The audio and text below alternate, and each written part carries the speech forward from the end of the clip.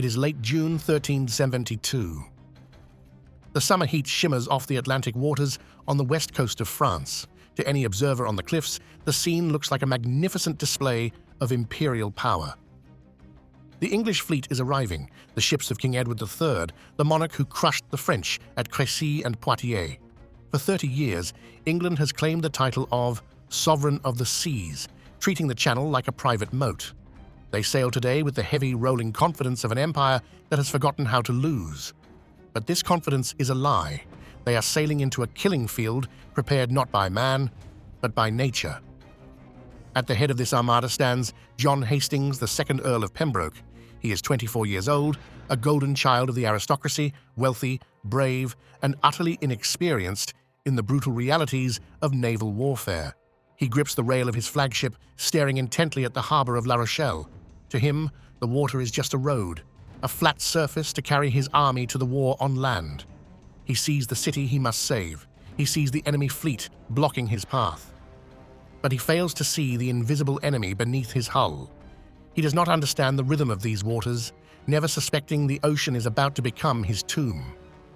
Pembroke doesn't realize that the Atlantic beneath his keel is not his ally. It is a clock, ticking down to a disaster so absolute it will break the back of English power for a generation. The trap has been set by the moon and gravity. The tide is full now, masking the treacherous harbor floor with a deceptive sheet of deep blue water. But the tide is turning. In a few hours, millions of gallons will drain away, transforming the battlefield in a way no English tactician has ever considered. The enemy commander knows this. He is counting on it. He knows the English ships are deep-drafted beasts that need deep water to survive. True to the aggressive spirit of English chivalry, Pembroke doesn't hesitate. The 2-minute law of medieval warfare applies here. Hesitation is death, momentum is life. He assumes this will be a collision of strength against strength, a joust on the waves where courage and heavy armor decide the victor. He barks orders and signal flags fly. He orders the attack immediately, abandoning caution for shock. He has brought the might of England to relieve the siege of La Rochelle, intending to smash through the blockade with the brute force that has crushed French armies for decades. He believes he is the hammer. He does not yet realize he is the nail. Trumpets scream across the water, a terrifying dissonant sound designed to curdle the blood. The heavy English cogs lurch forward. These are not sleek racing ships. They are massive, high-walled merchant vessels converted for war. They are floating castles, fitted with towering wooden platforms on the bow and stern, designed for one purpose, to crash into the enemy hull to hull and unleash a storm of arrows. Pembroke is playing the game he knows best, turning the sea into a land battle. His knights stand on the decks in plate armor, sweating in the sun, eager to board and butcher. But as the great wooden walls close the distance, the enemy doesn't hold the line. The enemy fleet is Castilian, allies of the French, moving in ways the English heavyweights cannot match.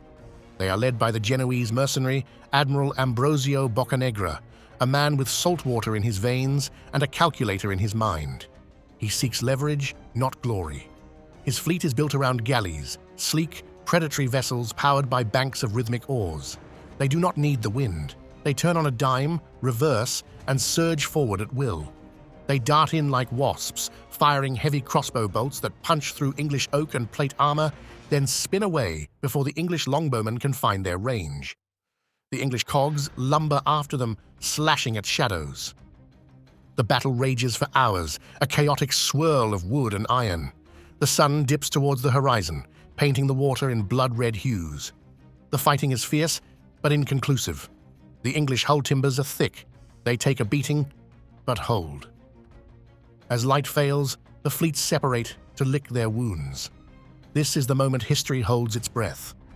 Pembroke's sailing masters, grizzled veterans of the Atlantic trade, approach him, terrified. They point to the watermarks on the harbor walls. They tell the Earl that La Rochelle is a tidal harbor. They warn him the water is leaving the bay fast and beg him to pull the fleet into the deep, safe, open sea.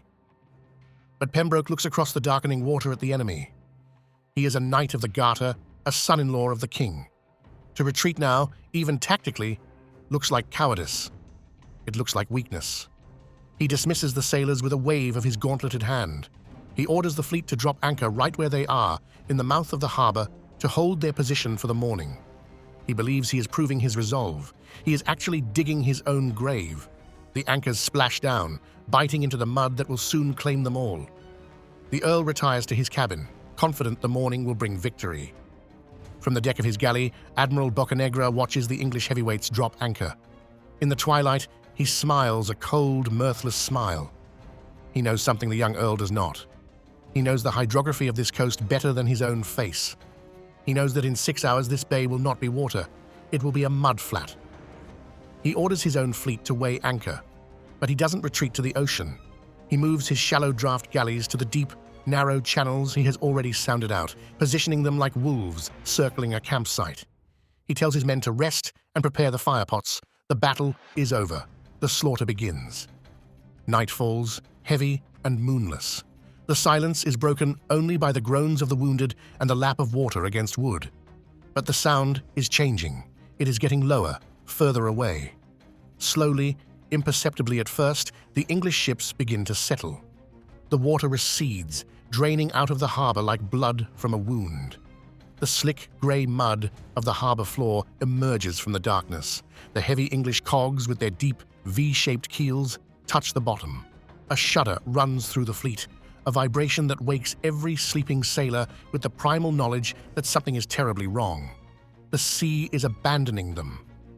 This is the nightmare of every sailor. A deep draft ship cannot sit flat on mud. It needs water to support its mass. As the water vanishes, gravity takes over with terrifying inevitability. One by one, the giant English ships groan and lurch. They tip over.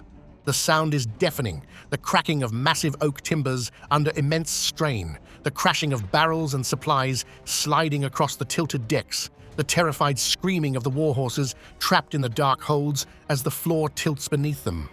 The ships are no longer warships. They are helpless, toppled towers lying exposed on the wet, sucking earth.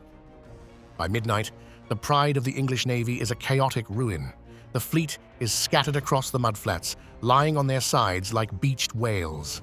On the decks, it is pandemonium. Men in heavy plate armor slide helplessly into the scuppers, unable to stand on the 45-degree slopes. The high castles that were their greatest advantage are now pointing uselessly at the sky or buried deep in the mud. The archers cannot find a footing to draw their bows. They are trapped in a wooden prison, immobilized by the earth itself. They cannot move. They cannot fight. They can only wait for the dawn, knowing the enemy is watching. Across the water, in the deep channels Boccanegra secured, the Castilians are awake. They are not resting. They are preparing a weapon more terrifying than any sword. They are mixing oil, resin, and pitch in clay pots. They are greasing the tips of their heavy crossbow bolts with tow and sulfur. They know that a grounded wooden ship, coated in tar and unable to maneuver, is nothing more than a well-stacked bonfire waiting for a spark. They hear the chaos on the English ships, the shouting and crashing, and they wait with the patience of executioners. They are not preparing for a battle. They are preparing for an extermination. The sun rises on June 23, 1372. The grey light reveals a scene of total helplessness. The English fleet lies scattered, listing at crazy angles, hulls exposed and vulnerable. And now, the tide begins to return, but it brings the enemy with it. Boccanegra's galleys glide forward, oars cutting the water in perfect unison. They don't rush. They don't need to. The incoming water is shallow, perfect for their flat bottoms, but still too low for the deep English cogs to right themselves. The Castilians row in amongst the stricken giants, picking their targets with cold precision, moving through the wreckage like sharks. They approach the English ships from the blind sides, the sterns, or the high side of the list, where the English archers cannot aim their bows without falling off the deck. The English are shouting, trying to rally, but they are fighting gravity as much as the enemy. Then, the order is given. Fire. Pots of incendiary oil arc through the morning air, smashing against the dry, exposed timber of the English decks. The oil splashes over the rigging, over the sails, over the men. Flaming arrows follow, igniting the oil instantly. The silence of the morning is shattered by the roar of sudden flame. The effect is catastrophic. The English are trapped in an inferno. The tarred rigging catches fire, sending sheets of flame racing up the masts. The sails, furled but dry, go up in seconds. The smoke is blinding, a thick, oily black cloud that chokes the men on deck. The heat is unbearable. Men in full-plate armor are baked alive inside their steel shells, their protection turning into an oven. Those who panic and jump overboard don't land in water. They land in the soft, sucking mud that swallows them to the waist, leaving them as stationary targets for the Castilian crossbowmen. The Castilian larger ships, the carracks, move in now. They tower over the listing English vessels.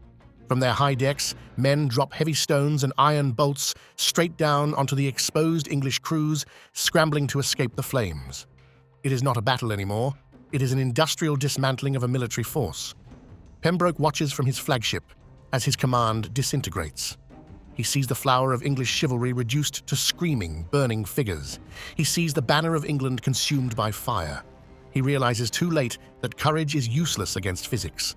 The sea has betrayed him, and the fire is consuming him.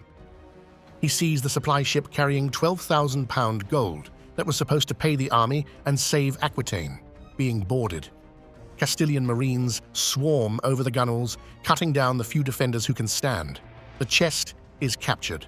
The money that would have paid for an English army will now pay for the enemy's victory. On the burning ships, the English fight with the desperation of rats in a trap. They form shield walls on the tilted decks, slipping and sliding in blood and oil, but they are overwhelmed by the heat, the bolts, and the sheer hopelessness of their position. Pembroke's own ship is surrounded. He fights until he is overwhelmed, but there is no escape. He is forced to surrender. He is hauled aboard a Castilian galley, his armor blackened by smoke, his spirit broken. He is bound in chains, not as a guest, but as a prize of war. He looks back at the harbor. The gold is gone. The soldiers are dead or dying in the mud. The ships are ash. The glorious expedition has ended in absolute ruin. The Castilians have not just defeated the fleet, they have erased it. The sun sets on the second day. The smoke from the burning wrecks can be seen for miles, a black stain against the summer sky.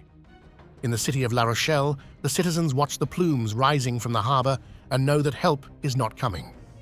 The English lifeline has been cut. The Battle of La Rochelle wasn't just a defeat, it was an extinction event for English naval supremacy. In 48 hours, the balance of the 100 Years' War has shifted irrevocably. The English coast, safe for 30 years, is suddenly wide open. The wooden walls of England have been breached by a superior mind. John Hastings, the Earl of Pembroke, would rot in a Spanish prison for years, his health broken, his arrogance cured by the damp stone of a Santander cell. This battle teaches a brutal lesson that echoes through history. Pembroke brought castles to a knife fight in a swamp. Boccanegra didn't just fight the enemy, he fought with the earth and the moon on his side. He proved that the most dangerous weapon in war isn't the ship, the sword, or the gold. It is the mind that knows exactly when the tide will turn. If you enjoyed this deep dive into the forgotten catastrophes of history, make sure to like this video and subscribe. We have more stories of brilliance, hubris, and the turning points of empires coming your way. Until next time.